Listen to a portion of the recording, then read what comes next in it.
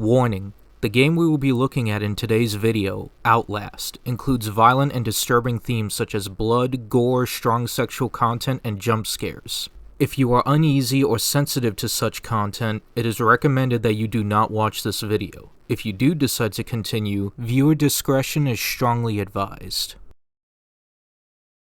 Happy Halloween, everyone. This is always one of my favorite times of the year, a time for scary movies, Halloween parties, and of course, horror games. Now I thought I'd make this a special occasion with today's episode being a Halloween special. With that being said, the game we will be looking at today is Outlast, a survival horror game released back in 2013. But before I dive into the game, let's take a look at a little history about the game itself in addition to its developer. Outlast is a horror game developed and published by Red Barrels Entertainment. Before finding Red Barrels Entertainment, the company's three founders, Philippe Morin, David Chateauneuf, and Hugo Dallier, were once developers for Ubisoft Montreal and EA Montreal before leaving their respective companies around 2010 after acquiring an original intellectual property. About 1 year later, the company was born but didn't receive online recognition until 2012 when they released the trailer for their debut game, Outlast. Now, Outlast came out around the time when the survival horror genre started to build back up again thanks to the success of frictional games Amnesia: The Dark Descent back in 2010. Now, there's a lot more I can get into on that subject, but that'll be a story for another time. Now, back on the subject of Outlast, the trailer when it was first released was enough to make you feel uneasy. The dark, claustrophobic environment, the feeling of being chased by someone trying to kill you, and your main source of light being the night vision from your camera. About 1 year after the release of the trailer, Red Barrels released a demo that was available at PAX East and was also released exclusively to famous YouTubers such as Scott Lowe and PewDiePie. After the release of the demo, Outlast became one of the most anticipated horror games of 2013, and was released later in the year on September 4th for PC, and then released for Xbox One and PS4 about a year later. Now, before I owned the game personally, aside from watching YouTubers play it, I would play the game at one of my friend's houses when he threw a sleepover back in high school, and just the beginning of the game was enough to terrify us. And we played it with headphones. I didn't pick up the game until October 2015 when I bought the game on PSN via the Bundle of Terror during the Halloween sale, which came with the game and its Whistleblower DLC. And yes, since then I've been wearing the brown pants every time I play this game. And since it is Halloween, I thought this would be necessary for the occasion. Now sit back, put your brown trousers on, get your Halloween candy from tonight ready, and get ready to experience the horror that is Outlast.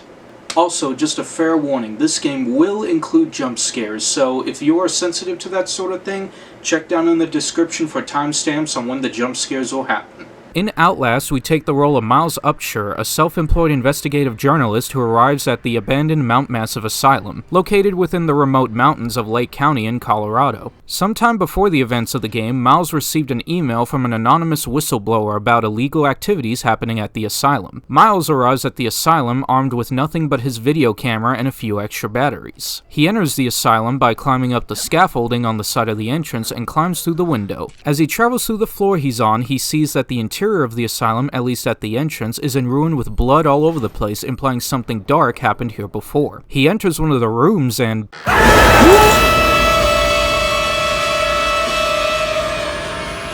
Yeah, if you thought that was bad, we are just getting started. The room Miles enters is filled to the brim with dead bodies and severed heads. While looking in the room, he finds a near-dead security guard impaled on a wooden spike who springs to life and spends his last moments warning Miles about the variants, the inmates of the asylum who broke out and are extremely dangerous and can't be fought back. He then tells Miles that he needs to get out of the asylum immediately and he can unlock the main doors through security control before dying. While on the same floor, Miles tries to squeeze through an area to get to the other side of the floor, but was pulled out by an abnormally large variant who throws Miles out of the window and to the main floor. While trying to regain consciousness, an inmate finds Miles, wondering who he is, and after finding out he has a camera, sees him as some sort of apostle to some sort of god. After finding the keycard to security control off of a dead security guard, Miles makes it into the security office and tries to unlock the main doors, but before the process could finish, the priest variant from earlier cuts off the power to the main lobby from the control room that's one floor below him. After turning the power back on while trying to avoid a variant hunting for him while in the lower level, Miles returns to security control, but before he could even finish the process, the priest sneaks up behind him and injects him with a tranquilizer, explaining that he can't leave the asylum yet as there is more for Miles to witness. We then see on one of the security cameras a group of guards being killed by an invisible force known by the priest as the Wall Rider, the quote-unquote god that he was referring to earlier. After witnessing what was on the security feed, Miles loses consciousness. Miles then wakes up in one of the padded cells somewhere within the asylum and notices religious symbolism and phrases written in blood. One of the variants unlocks the door for him, and after leaving his cell, he investigates around the cell block for a way out. He comes across many inmates within the block, including these two naked twins who are associated with the priest named Martin, but they want to kill you despite Father Martin objecting to it. After avoiding hostile inmates in addition to the twins and being chased once again by the large variant who was earlier revealed to be Chris Walker, Miles makes his way to the sewers. While in the sewers, he works his way through while being stalked once again by Walker until he makes his way to the male ward. After entering the male ward, Miles investigates his surroundings until he enters a locked room via the ventilation, which awakens an inmate strapped to a chair in the middle of the room, which in turn alerts nearby hostile inmates who begin to chase Miles throughout the halls of the ward. After being chased by the inmates for some time, he eventually finds himself in a room with a dumbwaiter.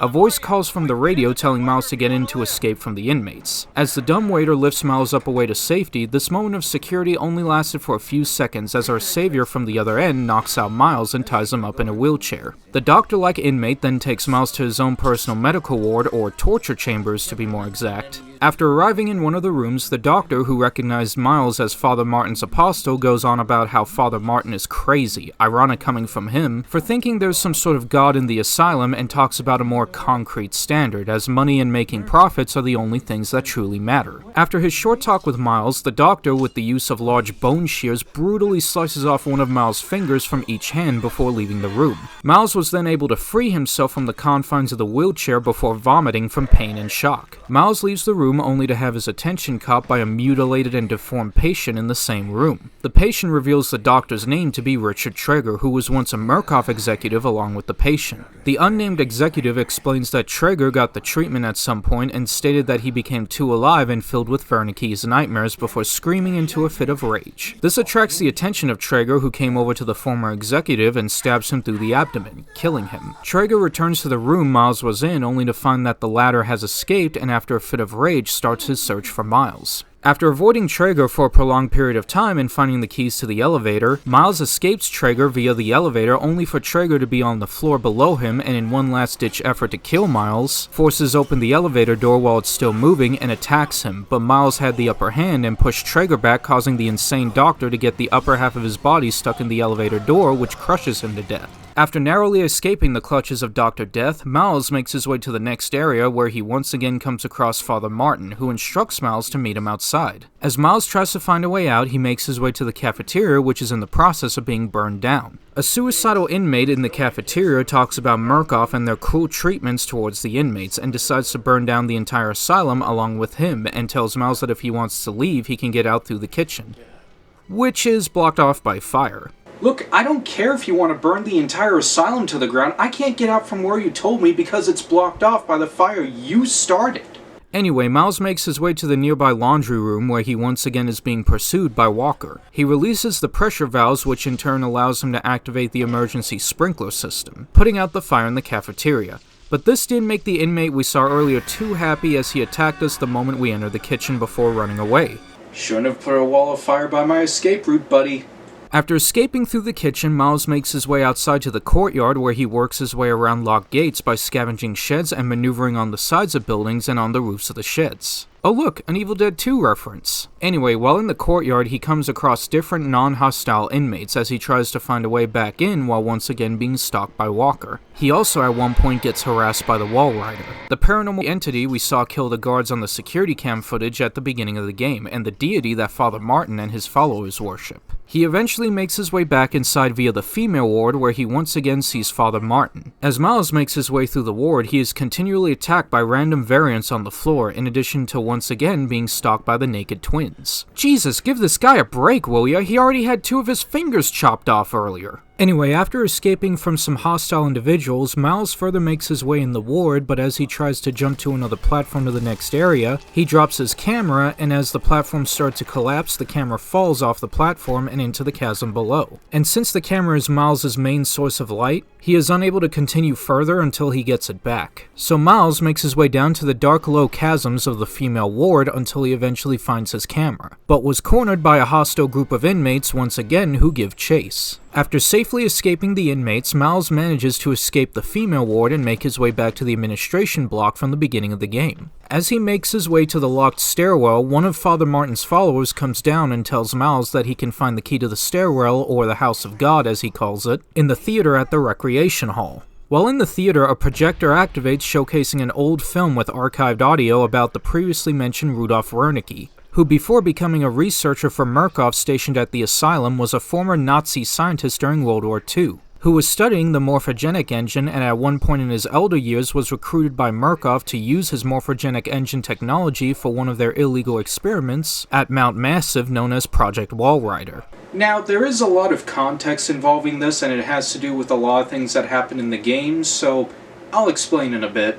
Anyway, after viewing the film and retrieving the key, Miles returns to the stairwell where he makes his way to the House of God. Here we see all of Father Martin's followers, including the twins, performing religious actions such as praying and leading Miles to the chapel where we see a crucified Father Martin surrounded by his followers. Father Martin offers Miles a key and stated that he has fixed the elevator, telling him that he is free to leave but must record his death first and witness the priest's sacrifice to the Walrider. After stating his last request to Miles, Martin orders one of his followers to begin burning the cross, which in turn burns Martin to death. After leaving the chapel and escaping the clutches of Walker one last time, Miles makes his way to the elevator to take him to the main floor so he can escape. However, the elevator continued to go down until he reaches the bottom floor, which leads to the underground laboratories beneath the asylum. As he makes his way through the lab, he once again comes across the Walrider, this time with an intent to kill Miles. Miles runs away from the Walrider until he runs into Walker behind a set of double doors, who intends to kill Miles once and for all, but before he was able to do so, the Walrider, who was originally chasing Miles, begins to attack Walker, beating the ever-living shit out of him and tossing him against the walls multiple times with minimal effort despite his size. After throwing him around like a rag doll, the Walrider lifts Walker up in the air and ran him through an air grate against the wall, killing him instantly, leaving behind pools of blood and viscera. After Walker's death, Miles tries to leave again but hears the voice of a man via an intercom telling him to enter the room to explain the situation. As Miles enters the room, the man is revealed to be Dr. Rudolf Wernicke himself, who throughout the game was previously thought to have been deceased. Wernicke explains that during his time with Murkoff, with the use of his studies with the morphogenic engine, they also studied and experimented with nanotechnology. This resulted in the Walrider being created. In fact, the Walrider itself is actually a swarm of sentient nanites which possess enough strength and power, as we've witnessed with it murdering Chris, who's a pretty huge and heavyset guy. And the morphogenic engine that was discussed earlier is actually a machine that puts patients who are already on the verge of insanity to enter a state of lucid dreams, which in turn has the patients take control of the Walrider. In other words, for one to become the Walrider's host, one must go through severe psychological trauma to the point of insanity. This is pretty messed up when you think about it, because this explains why all the variants you encounter throughout the game are so fucked up and insane. They were used as test subjects for Murkoff's Walrider project, and the treatments to make them potential hosts really screwed them up mentally. Anyway, back to the story. So Wernicke explains that the recent host for the Walrider, William Billy Hope, is currently subjected in the engine and refuses to let Wernicke die because he sees him as a father. Wernicke, seeing the error of his ways, instructs Miles to kill Billy by turning off his life support, which in turn will leave the Walrider without a host and the survivors a chance to escape.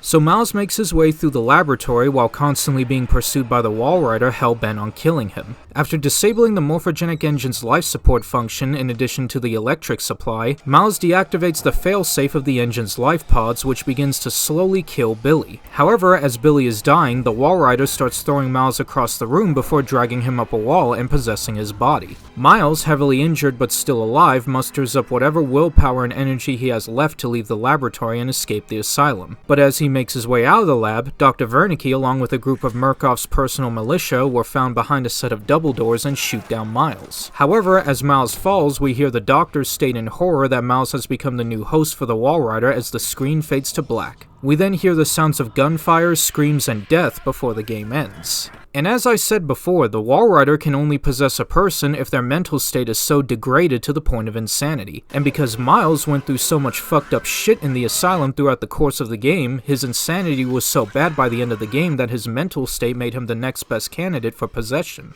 I mean, can you blame the guy? He was constantly pursued by psychopathic inmates, he was stalked by a big freaking dude wanting to kill him, he was surrounded by blood and corpses, and he even had his fingers sliced off. I'm pretty sure anybody would go crazy over experiencing something like that. And that happened all in one night, too. But now that I got the story out of the way, let's look at the game itself. So Outlast plays in a first-person perspective, with no moments of third-person at all. Everything you see, all the horror that you experience in the game is through Miles' eyes. Throughout the journey in Outlast, you'll experience the terror that's home to Mount Massive Asylum. You'll face insane inmates, most of which are trying to kill you. You'll be journeying through the darkest depths of the asylum, anticipating whatever may be lurking in the shadows. You never know what could happen just around the corner.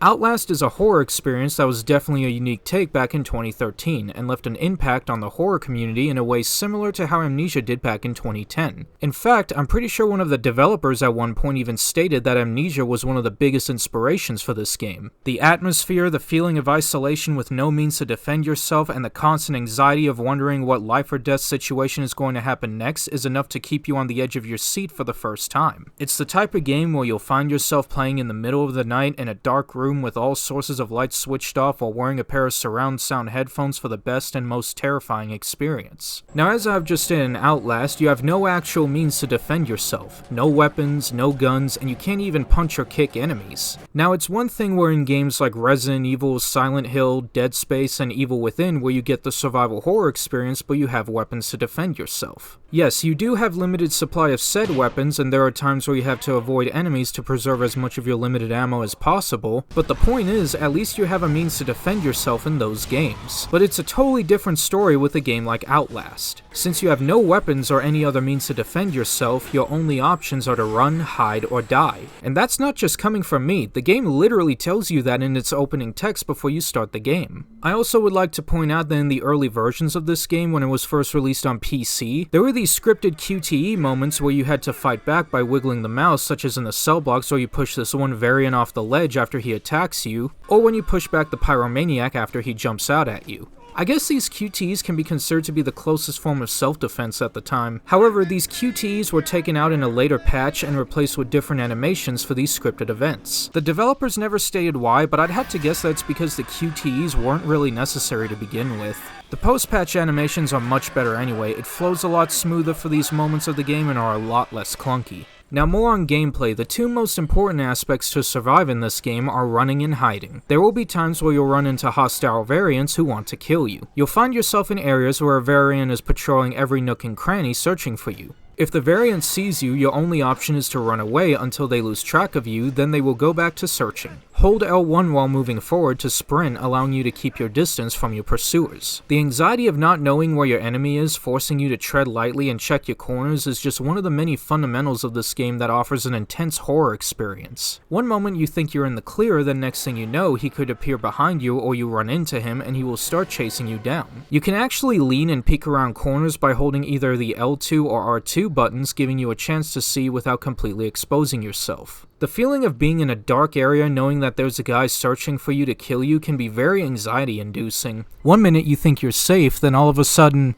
oh fuck! You can hide from variants by hiding in lockers or under beds by pushing the square button when close to it. You can also hide in dark corners, which a lot of rooms will have, and although this can be a bit risky, it gives you a lot more freedom to look and know where your pursuer is. You can also reduce the noise you make and lessen your visibility by pushing the circle button to crouch. And while hiding under beds or lockers are great ways to hide yourself from variants, it doesn't always work 100% of the time because there will be times when variants are searching for you. They can find you in the spot you're hiding in and will throw you out and continue to give chase. And of course, this should go without saying, but when you are running from your pursuer, don't just go into a hiding spot while still in their line of sight, they'll always catch you. However, at certain points of the game, you'll be treated to chase sequences such as the iconic chase in the male ward and the one that happens in the female ward after retrieving your camera. In these sequences, is you have no place to hide, period. The variants will chase you down relentlessly, with the only way to slow them down is to close the door behind them or block their path with one of these lockers. You'll be running from them for a period of time until you find an escape route where you're able to lose them permanently. And while there are moments in the game where you're chased by a lone random variant out of nowhere, it's just as terrifying when you have a group of variants chase you down relentlessly. You can't afford to make a wrong turn or screw up a chance to block them off because these guys are fast and will catch up to you in the blink of an eye, and once they gang up on you, it's not pretty. While holding the sprint button, you can also push and hold either the L2 or R2 buttons while running to turn your head back left and right. This is pretty helpful during chase sequences because it will give you a moment to see how close or how far your pursuer is while chasing you. Also, whenever you're being chased by variants, one way how you can slow them down is by closing a door behind them. However, opening the door so quickly can allow enemies to get the jump on you if they're behind a door, and closing a door has Miles literally slam it, which can attract the attention of a nearby variant. You can also hold the square button when near a door, and depending on how much pressure you put in on L3 when you push forward or pull back on the analog stick, allows you to slowly open the door to take a peek at what's behind it and also silently close the door. Also, if you run towards a slightly cracked open door while sprinting, you'll barge through the door without having to open it. But as stated before, you can slow down your enemy's pursuit by closing the door behind you. They'll start busting down the door, but it takes 5 hits before they barge it down, so you have time to hide or find a quick getaway. You can also block doorways with these lockers, which prevents them from breaking it down completely. The game also has forms of platforming too. You press the X button to jump. This will allow you to jump from one platform to another to leap a gap in between you, and you can also climb up platforms and into vents. You can also put yourself against the wall to navigate across narrow pathways. I do also want to say that the musical score to this game just adds even more to the horror it delivers. The ambience of the environment coupled with the atmosphere can make you feel uneasy and on edge throughout most of the game. But the music that plays during intense moments, such as the chase sequences or when caught by a variant you're hiding from, just adds even more to the sheer anxiety and panic you already start to feel when playing this game.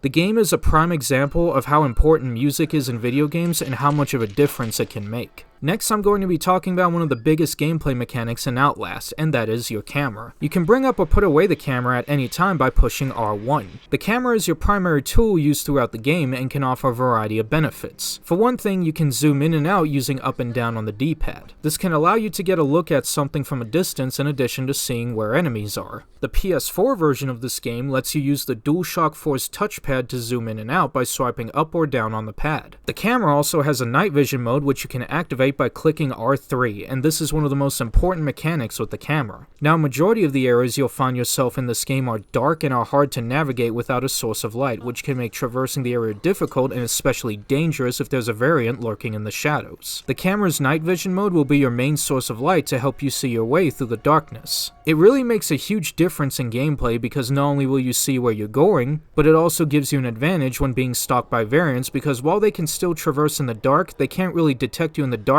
unless you get too close. So as long as you keep your distance, you'll be safe while monitoring their movement, knowing when you can push forward. Another advantage night vision gives you is if you zoom in while having it active, the light illuminates surfaces and areas the camera is zoomed in on, so you can see what's in the distance in the darkness. This is also very helpful when trying to navigate in the darkness while avoiding an enemy searching for you, as zooming into the distance will also illuminate said enemy in low light. Also, when night vision mode is active and pointed at the face of a character, their eyes will illuminate. The glow that illuminates off of a variant's eyes when night vision mode is on is another helpful way to detect them from a distance. Unfortunately, there is a drawback with the camera. When you have night vision activated, it will drain the battery on your camera. The longer you have night vision activated, the quicker the battery will drain. Once the battery runs out completely, the night vision loses its effective brightness. And while the dead battery doesn't shut off the camera completely and you can still use the night vision mode, you'll have a hard time navigating through the darkest areas without the full power of the camera's night vision. Because of this, it's important to properly manage the use of your night vision and not use it too much. So if you're in a well-lit area where you can actually see, there's no need to use the night vision mode at all. To make sure night vision stays active, you need batteries, which you can find throughout the asylum. Push square to pick up the batteries, which usually gives off a shine for indication. To reload your battery, push the triangle button. You can carry a maximum of 10 batteries for your camera.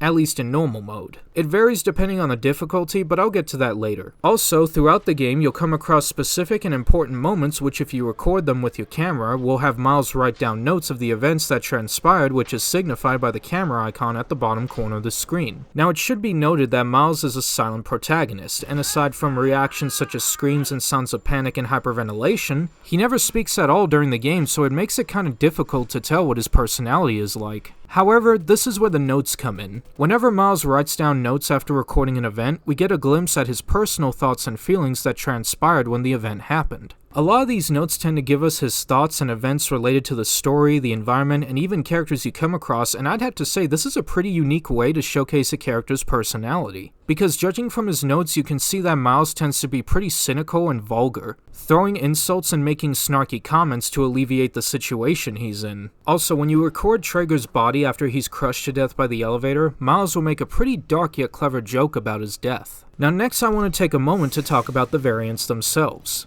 The variants are inmates of the abandoned asylum who were used as guinea pigs during the Walrider project. Because of the experiments performed on them, a lot of them are shown to have severe deformities. Some have disfigurements such as their faces being completely fucked up and heavily mutilated and scarred. Some look like they had their lips ripped off with just a patch of skin covering their eye, and some are completely naked but look as if their skin has been ripped off and sewn back on in very crude and disfiguring ways. Some variants, however, look normal and have no deformities whatsoever, but that doesn't make them any less scary. A lot of these variants also have different personalities befitting their insane mental states. A majority of the variants are obviously insane, but their dialogue and personalities are usually different for each one. Some will just make random noises for no reason and speak gibberish. Some will talk in an aggressive manner as if Miles is someone out to get them, and even some will mention horrible things that have happened to them, whether it's something that happened in their past, or even mentioning the Walrider and the effects of their treatment from the morphogenic engine, both of which catered to their trauma, leaving them in their insane mental state.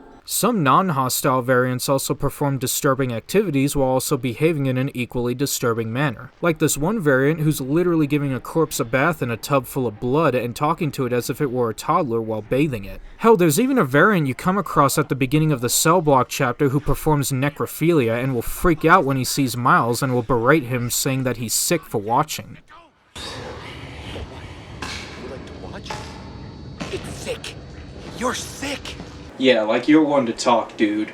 The various personalities and mental states you see a lot of from these variants really makes you feel uneasy. Almost everywhere you go, you'll come across a variant with little to no humanity left, and if they're not performing some sort of inhumane activity, just their presence alone will terrify you. But aside from their horrifying appearances and insane dialogue, what makes the variants actually terrifying is their unpredictability. You'll run into all sorts of variants throughout the game, and you never know what their intentions will be. Their behavior patterns are so unpredictable, you'll never know if any you come across either have the intention to kill you, leave you alone, or even help you. Of course, there are variants that will try to kill you, like some of the ones I mentioned before, but there's some that don't even attack you outright. There are some variants that look aggressive but are more territorial, just standing in one spot menacingly as if they are telling you to keep your distance, but then the next moment they will decide to pursue you. Or this one variant who's behind a caged door later in the game. You pass him a few times, but as you progress, at some point he will eventually decide to open the door and start chasing you down. Or this one variant who's just hiding in a corner but will turn around and kill you instantly if you get too close to him. Hell, there are some variants that don't even run after you but will instead slowly walk towards you with the intention of harming you. This unpredictability gives the player a sense of fear and caution, making it difficult to anticipate the enemy's next move and making the player go off of instinct. But there will be some variants you come across that are usually docile and won't attack you at all. Regardless of how close you get to them, they won't attack or even kill you and just stay standing where they are and glare at you. Most of these variants don't even acknowledge that Miles is there and either just stand or sit in one spot minding their own business or just lay on the ground in a fetal position. Some non-hostile variants will even commit acts of self-harm, such as this one guy in the cell block banging his head against the wall only to walk towards another wall to repeat the action. Some variants even act friendly and will help Miles by either telling him information about the asylum and those who worked on the project or telling him where he needs to go to be safe. Now, aside from the regular variants you'll come across in the game, there's also some unique special variants you'll come across, such as Chris Walker, the big hulking dude that stalks you throughout the game. And calling this dude relentless is an understatement. One moment he's in an area at the beginning of the game like the cell block, and next thing you know, he's in the sewers with you. It's as if this guy knows the layout of the entire asylum, which makes sense if you read the comic, but that's for another time. He's also really strong too, as while normal variants are able to bust down doors after 5 hits, he can bust down doors after 3, giving you less time to get a head start or even hide. And he's also strong enough to rip a man's head right off his body, and that's one of the death animations in this game.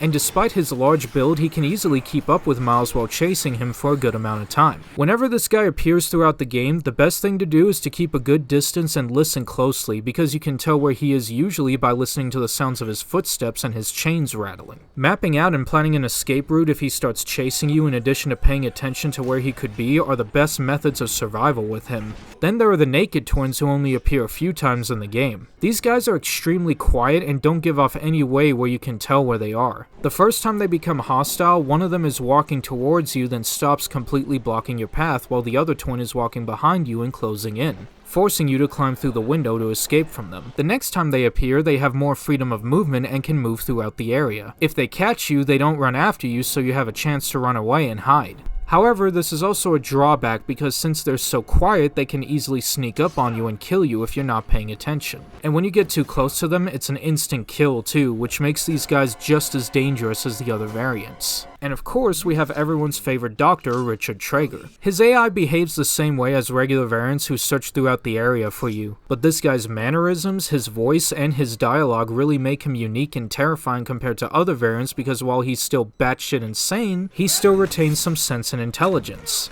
And then we have the final boss of the game, the Wall Rider. Due to being made completely of nanites, the Wall Rider possesses no human weaknesses or drawbacks. It's incredibly fast, it can go underneath doors rather than break them down, and it's very strong too, as we've seen with it overpowering Walker. And when the Wall Rider is chasing you, it's almost impossible to lose it when running because of how fast it is, and you're unable to find an actual place to hide from it. Hell, its killing animation has it literally going inside of Miles and ripping his body apart from the inside. You can slow it down by closing a door, but it's still pretty fast when passing, and the only way to lose it is by entering a decontamination gate, as it cannot pass through it. While the Wall Rider is mostly invisible unless you get close to it, activating the night vision on your camera can completely reveal its presence. You'll also find documents and files scattered throughout different areas in the game. Collecting these files gives details on certain events that have happened before the events of the game. Some give details on Wernicke and the morphogenic engine in addition to perspectives from other scientists regarding the experiments. There's also files explaining more variants such as Chris Walker and Rick Traeger. These files add additional lore to the game and give you a better understanding of the events that transpired in the story. Now, I think I made it clear previously on how terrifying of a game Outlast is, but what if I said it can be even more terrifying than before? In Outlast, you are treated to 4 different difficulties: normal, hard, nightmare, and insane. So when I first played through this game years back, I played it on normal difficulty, which of course is standard for this game. It's a completely different experience with the higher difficulties.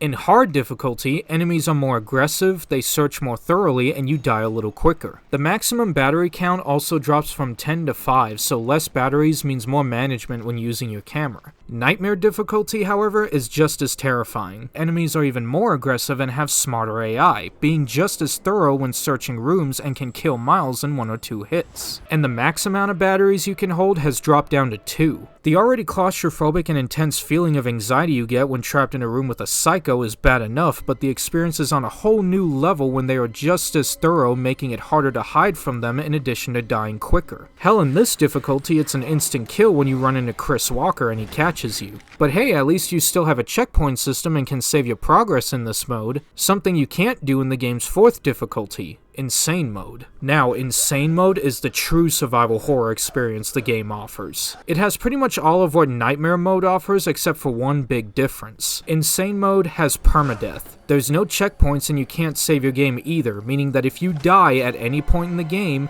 You are brought back to the very beginning, starting off at the main gates of the asylum. It also resets your progress when you die too, meaning that any files you collect or notes that you have made from recording events will be erased and you have to collect those notes and files all over again. Insane Mode is definitely a game mode I would recommend playing if you're looking for a challenge. The added fear of knowing one small screw-up means losing everything and starting over again is just one of the biggest aspects which makes this game special. However, I would not recommend playing on Insane difficulty if it's your first time playing. Keep in mind, this game is about 5 hours long, and depending on how much time you spend hiding, running, or collecting notes and files to be a completionist can take even longer. I would recommend playing this mode if you played through this game at least once and have an understanding of what to do and what you're getting into. Overall, Outlast is definitely a hell of an experience for a survival horror game. The atmosphere, the claustrophobic environments, and the panic-inducing moments of terror knowing that death and horror could be at every corner you turn gives players a horror experience like no other. Again, Amnesia: The Dark Descent deserves praise for practically reviving the survival horror genre in video games at the time, but Outlast deserves credit for taking inspiration from what Amnesia delivered and made for a new and unique experience while not being a complete clone from the game. And with the story shrouded in mystery with lore hidden behind files and the environment adding to the ambiguity, really makes for a good time with a few eyebrow raises. Outlast's success led it to become its own series with a sequel released in 2017 and of course the upcoming Outlast Trials. There's also a comic series that adds more to the game's lore and universe and has plenty of it for those interested in immersing themselves in the game's world. If you want to experience Outlast for yourself, it's available on PC, Xbox One, PS4, and Switch via their respective digital storefronts. Well, that was definitely a terrifying experience, but we're not done yet because this Halloween special will be a double feature.